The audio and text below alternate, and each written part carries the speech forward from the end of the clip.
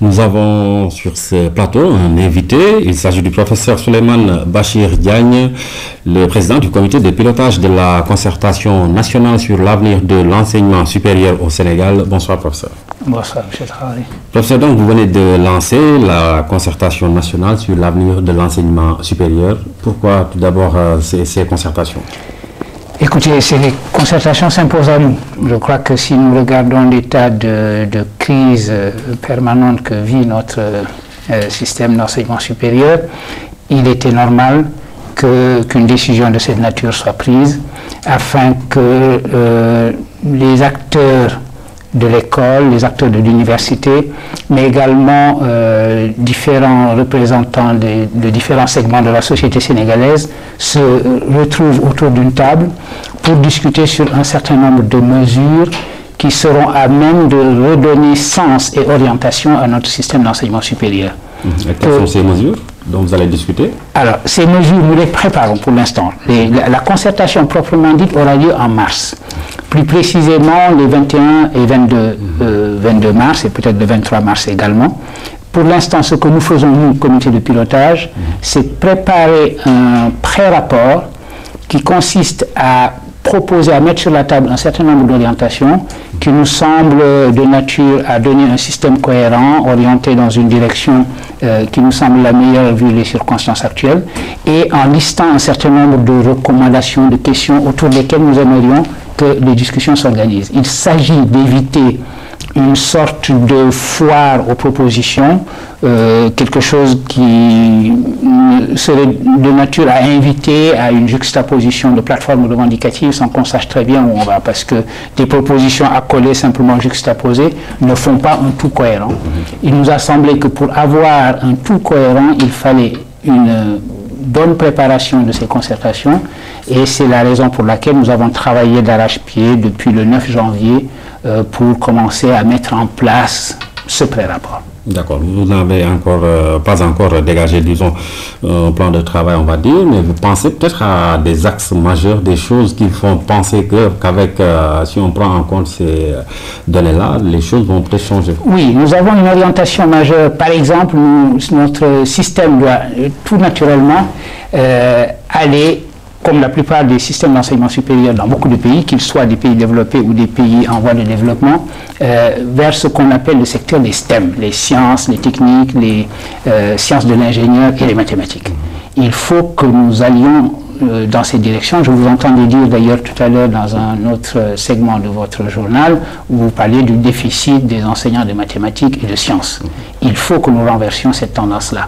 Les pays qui aujourd'hui se construisent, soit qui cherchent à garder leur suprématie comme les États-Unis, soit qui sont des pays émergents, se sont investis massivement dans le domaine des STEM, et nous ne sommes pas logés à une enseigne différente. Il faut que nous aussi, nous nous engageons dans cette voie-là. Voilà une grande orientation, par exemple, dont pourrait découler l'ensemble des recommandations que nous ferions. Il y a évidemment des aspects plus spécifiques de notre système dont il faut que nous tenions compte. Comme les problèmes de l'université. Et oui, comme les sempiternels problèmes de l'université. Est-ce que vous avez une idée là-dessus? Nous avons nos idées, nous voyons les problèmes massifs tels qu'ils sont. Nous essayons de les mettre dans un ensemble cohérent, comme je disais tout à l'heure, et sur ces problèmes-là, de mettre sur la table un certain nombre de propositions qu'il appartiendra aux 200 et quelques membres de cette concertation de discuter et de rendre effectif. Et concernant ces membres de la concertation, d'où est-ce qu'ils viennent? Qui sont-ils? Ce sont les Sénégalais. C'est une idée très simple, l'idée qu'il faut que le Sénégal se réapproprie son système. Les acteurs de l'université sont très importants, mais l'université ne leur appartient pas. L'université appartient à la nation sénégalaise, et cette nation sénégalaise qui n'entend parler de l'université que lorsqu'il y a des crises, lorsqu'il y a une violence parfois totalement aberrante, voudrait qu'on lui dise « votre système d'enseignement supérieur est engagé dans une direction et va dans tel sens ».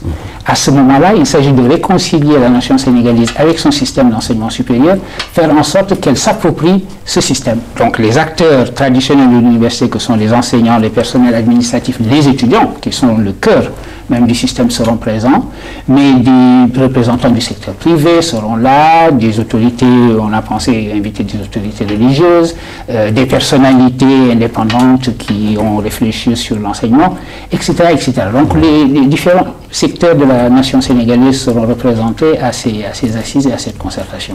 On va dire donc une concertation très large, mais quels sont les résultats attendus à l'issue de ces concertations? Il faut que ce soit des résultats précis, que sur des points très importants, on puisse dire voici ce que nous proposons. Il faut qu'une orientation très nette du système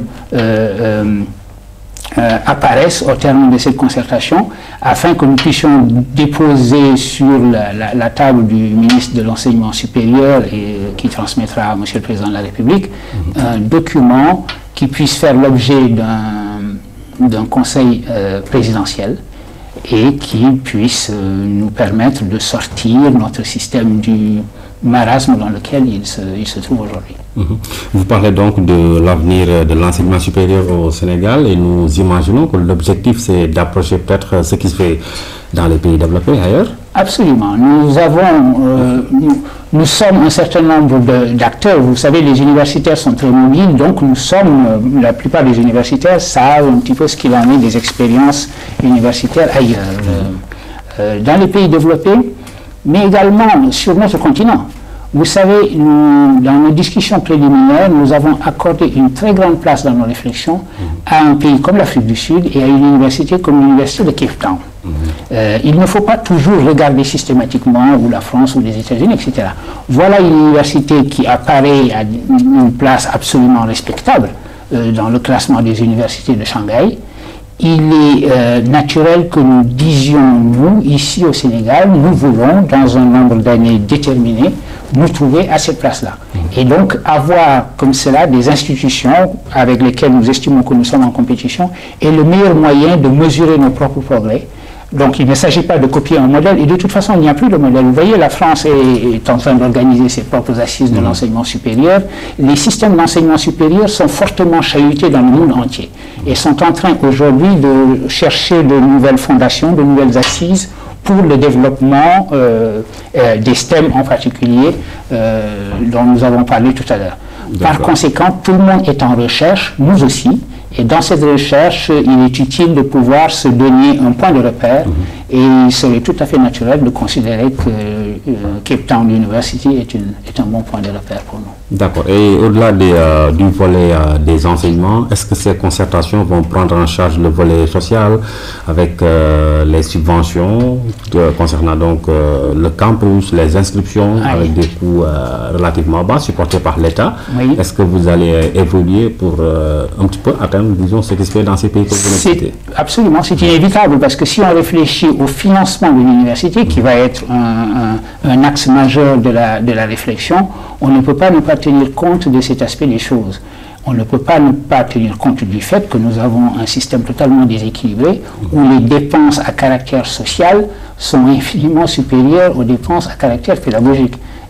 Ça n'est pas durable, ça ne peut pas durer. Or, il faut qu'un système soit un système pérenne, durable, viable, tout simplement. Professeur, vous devez certainement suivre la crise au Mali, comme nous tous d'ailleurs. Oui. Alors, quelle réflexion cela vous inspire? Écoutez, c'est un gâchis absolument incroyable. Quand je reviens sur la crise malienne, j'ai du mal à en croire mes oreilles et mes yeux. On nous aurait dit aux uns et aux autres, il y a simplement un peu plus d'1 an, que le Mali se trouverait dans une situation faisant suite à un coup d'État et qu'à un moment donné, il se trouverait à quasiment 20 heures de l'écroulement total de l'État malien, personne ne l'aurait cru. Bon, nous y sommes. Il est regrettable qu'au moment où nous parlons de l'avenir, où nous essayons de réinventer la fabrique même de l'avenir, qui est notre système d'enseignement, pour faire face à des opportunités qui sont en train de se présenter. Il est certain, on le dit, et on a raison de le dire, que l'Afrique, au fond, en ce moment, est la nouvelle frontière. de l'investissement, que l'émergence est réelle, les germes de changement sont là, nous nous dirigeons dans la bonne direction et patatras, nous nous retrouvons avec cette crise malienne à gérer des problèmes aussi primordiaux que des problèmes de paix ou de guerre. Malheureusement, on en est là. Malheureusement, on en est là. En tout cas, merci d'avoir été avec nous sur ce plateau pour nous parler de ces concertations nationales.